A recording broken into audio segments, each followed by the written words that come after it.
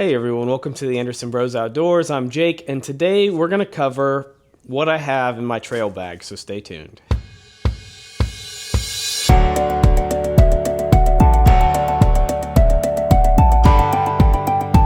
Hey everyone, welcome back. As I said, my name is Jake, and today we're going to cover what I take with me when I go to a RC crawling event, whether that's a comp event or a trail run event for scaling, whatever the case is.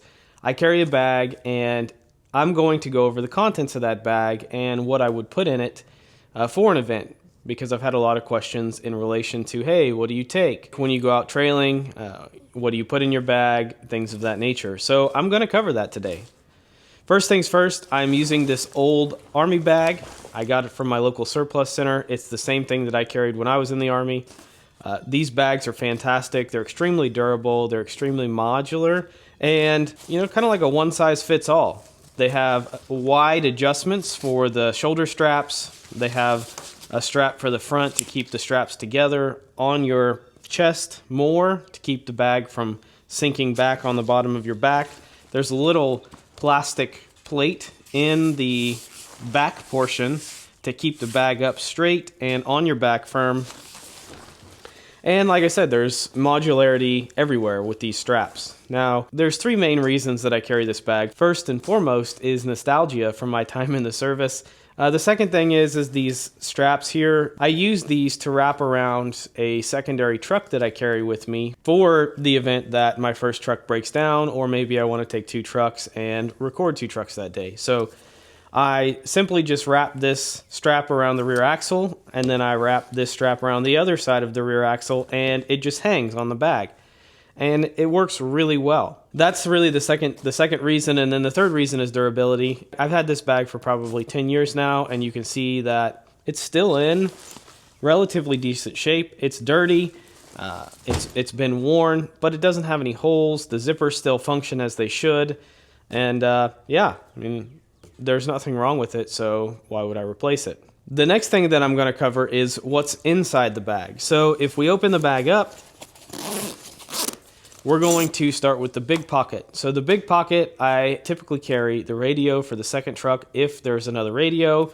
We have some gloves in here for cold weather. More recently, I have some sunscreen in here for taking care of my skin. I did have skin cancer on my face not too long ago, probably 2 years ago, that had to be removed. Ever since then, I have been very generous in the use of sunscreen, bug spray as well, if you want to put that in here. The key thing here is to take care of yourself. The only other thing that I have in here right now are batteries. So I have batteries for the trail. Now, my batteries in this bag aren't in a fireproof bag. I just don't have it in here. I would highly recommend that when you're carrying a bag like this, you put your batteries in a fireproof bag inside of your bag to eliminate your back or bag or whatever catching on fire, because that would not be a good day. So do as I say, not as I do. I need to get a bag and put it in here. Some other things that I typically carry in the big part of this bag are drinks. If I'm going on an event that's more than a couple of hours, I'll throw some water in here. I'll throw some snacks such as peanut butter crackers, chips, Cheez-Its, things like that. Something to give you a little boost of energy when you're halfway through a, we'll say, 6-mile walk, if you need it. That's really what I carry in the large portion of the bag. I try and keep it a little empty because I don't want to carry around a 20-plus pound bag. I like to keep it around 10 to 15 pounds or less if I can, with the second truck strapped to it. Makes it much easier. Now let's move to the smaller portion of the bag, or the front pocket, if you will. So the first thing I'm gonna pull out of here are these 3D printed snips, and I'll link everything that I can in the description below. It'll probably be on my website, so that way you can go to my website and there'll be a page dedicated to things we use. Actually, that's already a post. I will just add a backpack section to it. So first thing we have are the snips. These are great for a variety of things. The second thing we're gonna pull out of here is the zip ties. So I always carry zip ties because if you can't duct tape it or zip tie it, it isn't worth saving. Next, I have these small pair of needle nose pliers. Very lightweight, very small. I think these are Harbor Freight specials, and they work very good. Now, this next tool is fantastic. This is actually a team associated tool.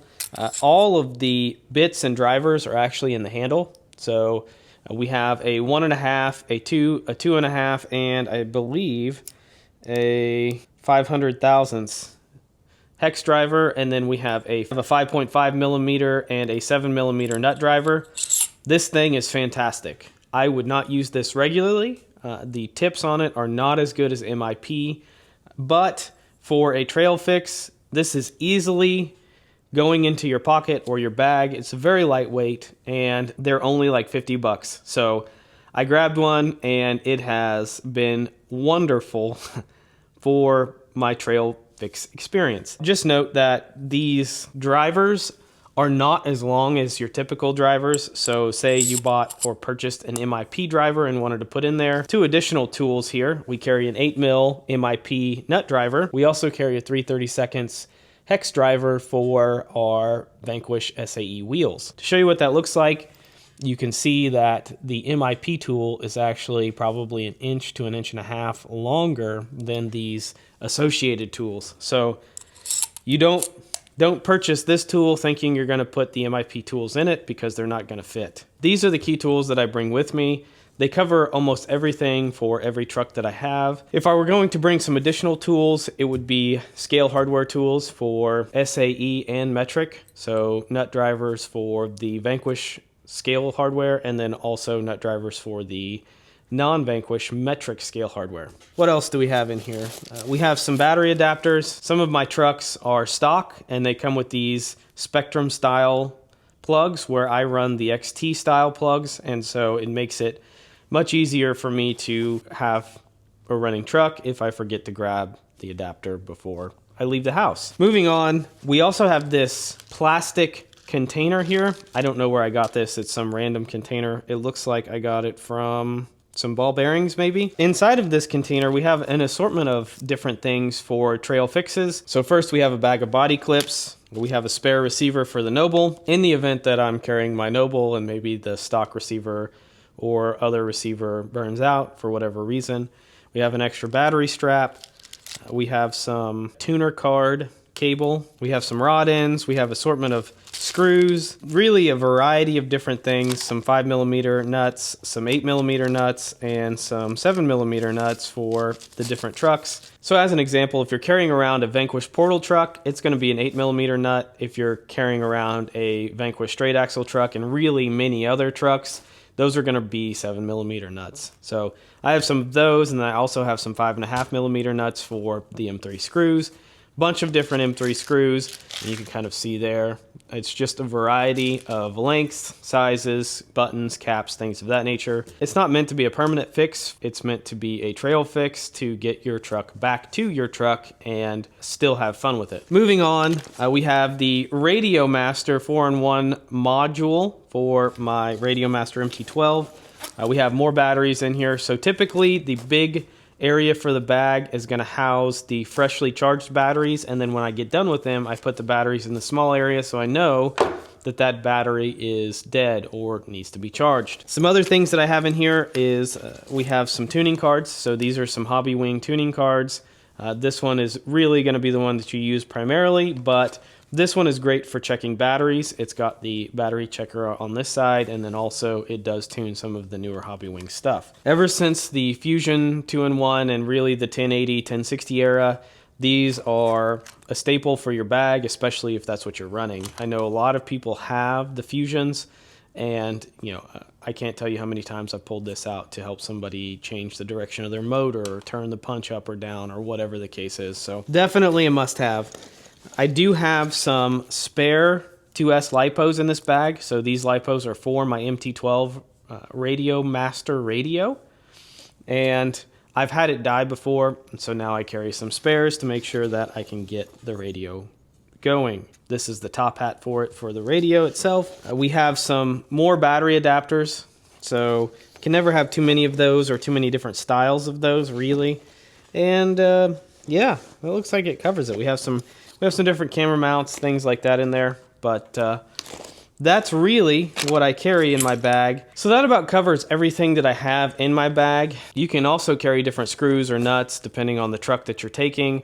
You can also carry different tools depending on the truck you're taking. This assortment of stuff covers 95 to 99% of the issues that I've had personally on the trail, and it gets me back to the truck. I'm very selective on what additional stuff that I put in here because, like I said, I want to keep it as lightweight as possible. I'm out to have fun. I'm not out to have a workout and, you know, hike 15 miles with 50 pounds of weight on my back.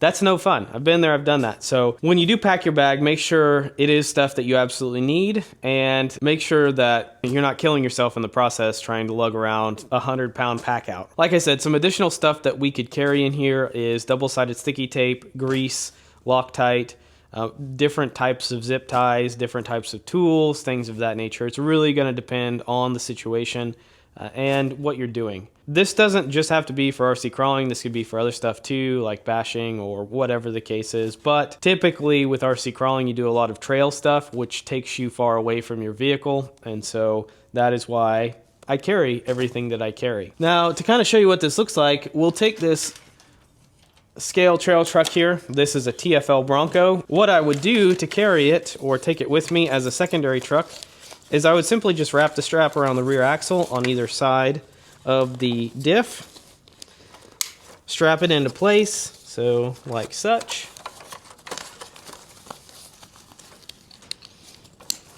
and there it is.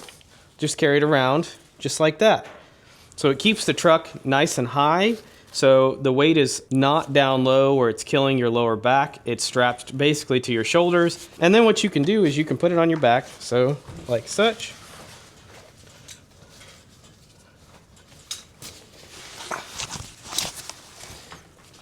And keep it on your back and then strap the front. So if you need to, you can pull these straps down and it keeps the bag on your back and it keeps you straight.